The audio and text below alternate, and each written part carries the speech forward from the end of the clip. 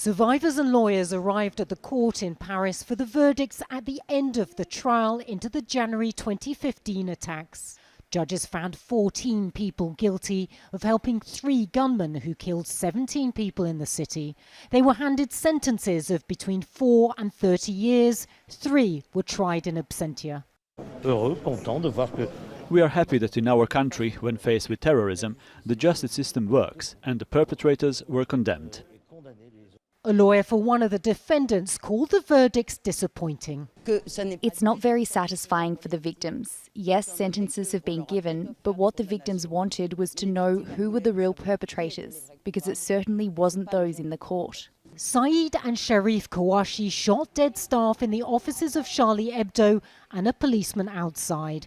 They targeted the satirical newspaper because it had repeatedly published cartoons of the Prophet Muhammad. The brothers claimed the attack in the name of Al-Qaeda.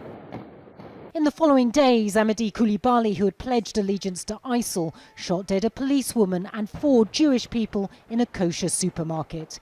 Police killed Coulibaly just hours after officers tracked down and killed the Kouachi brothers who had been on the run.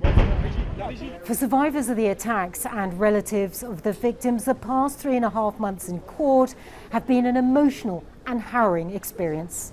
LASSANA BATHILY hid customers at the kosher supermarket. He said he hoped the verdicts would provide some closure. The terrorists are dead, but those who supported them were tried, and it's a huge relief they were condemned. It's important for me and the families of victims who need to grieve.